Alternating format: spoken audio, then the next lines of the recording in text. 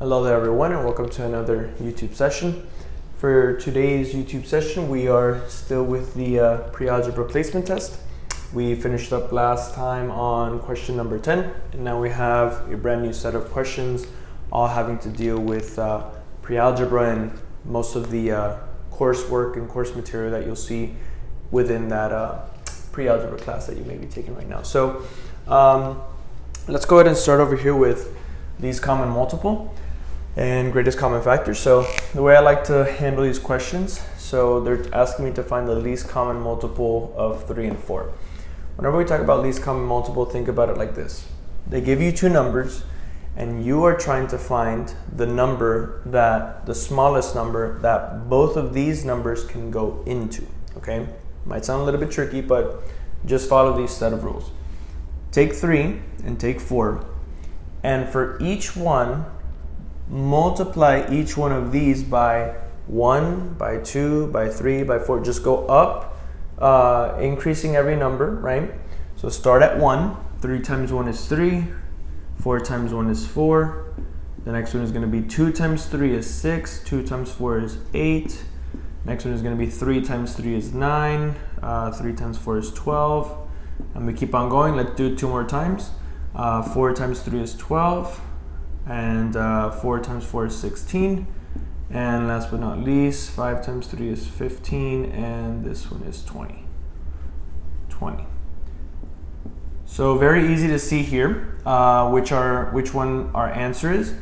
When we look at the least common multiple, they don't share 3 or 4. They don't share 6 or 8.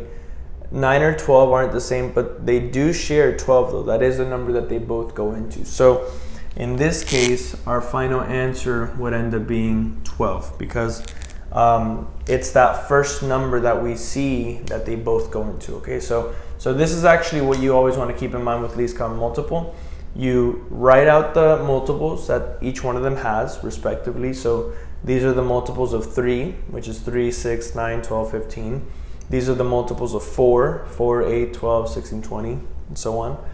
And you just find that first number that they match, and that will be your least common multiple because it has to be the first one since we want it to be the smallest one.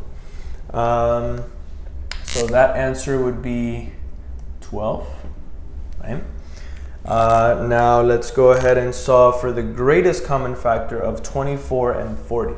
So almost the same like least common multiple, except now with the greatest common factor, what we do is we write these numbers, and what we want to do is break down these numbers into multiplications of smaller numbers that equal these numbers, okay?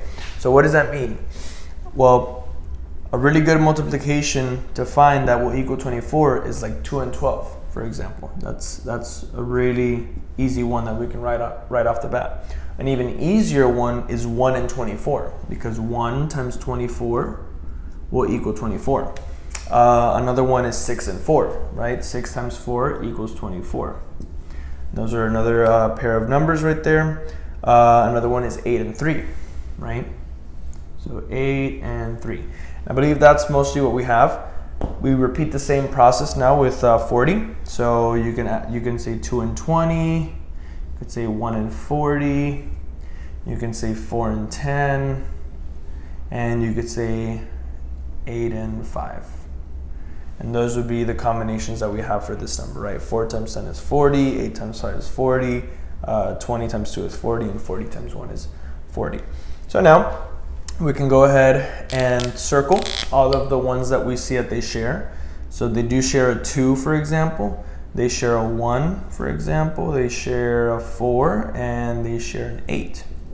So now what we do with these numbers that we just got, we look for the greatest one, right? Because GCF is always looking for the greatest. So 2 is not the greatest, 1 is not the greatest, 4 is not the greatest. We have 8, which is the greatest. And that would be the answer for the greatest common factor between 24 and 40. And that answer is 8. Great. To move on over here with something a little bit different than what we just did. This is adding polynomials. Okay, and very important to know here, whenever we add polynomials, it's the same thing as combining like terms, okay? So in other words, we want to make sure that this structure is the same for both these terms, right? So we have, for example, we have a number in front of x squared for both of them. That is all we need to say, you know what, I can go ahead and add 5 and 8, that's going to give me 13, and the x squared is going to be the same because we're just combining like terms. Think about it as you have 5x squareds, and then I give you 8x squareds. How many x squareds do you have now? You have 13x squareds, okay? Same rule applies for the x's. You have 4, I give you 3 more, now you have 7 x's. And last but not least, you have now 2 minus 4, which is very easy, -2, and that becomes our final answer. Over here, same rule applies, just that we have some more negatives in here, but doesn't really change it. You know, with negatives, just think about like you're missing 4 and I'm gonna give you 2, but you're still missing 2 after I give you those 2. So that would actually be the answer. We get -2x squared, right? That's a quick one. 9 minus 6, which is gonna be positive 3x. And last but not least, that is -7. That would be the final answer for that one. Over here, we move on to the next one. We have some FOIL operations now. If you don't really remember FOIL or you don't recall it that much, remember it stands for first, outside, inside, and last. And when we talk about that, we're talking about terms, okay? So terms meaning what? This is a term right here, this is a term right here, this is a term right here, and this is a term right here.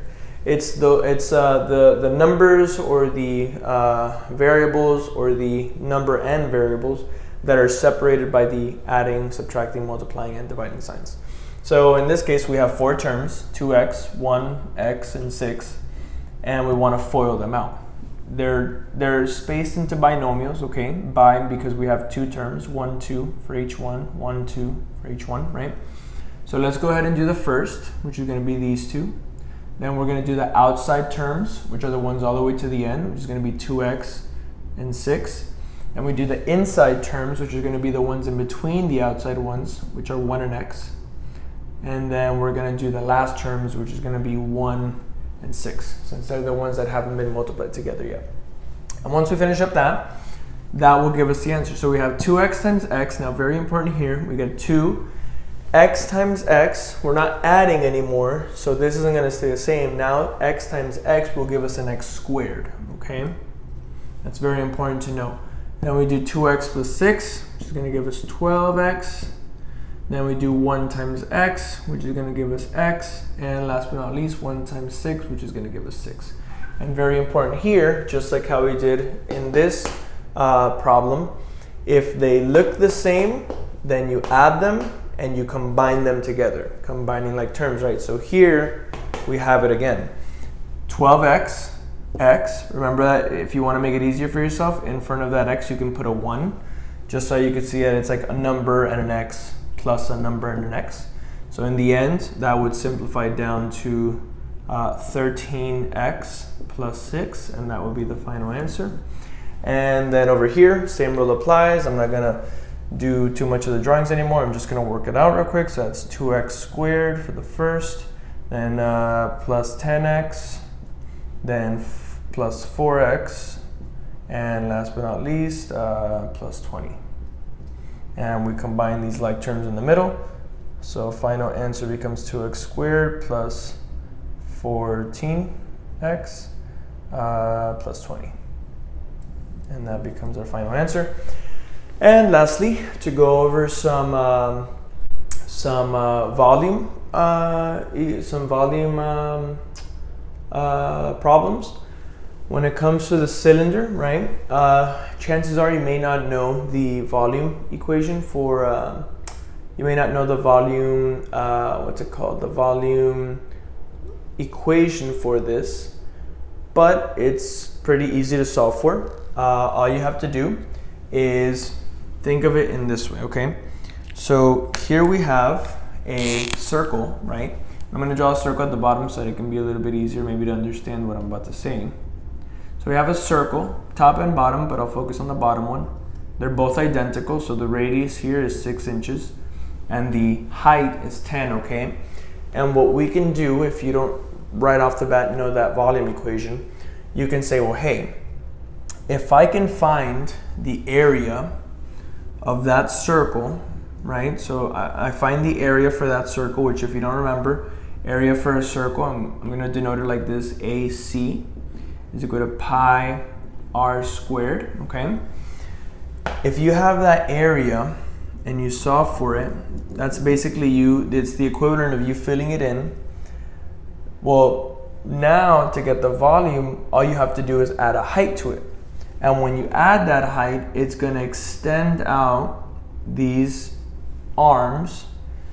It's still going to have the same shape as it did at the bottom, and it's going to fill in all of this volume in, because again, you have to think about it that you just created an area, let's say of this circle, right? So I just created an area, and then what you're doing is that you take that area, which is flat, and you multiply a height to it, which makes it into a volume now.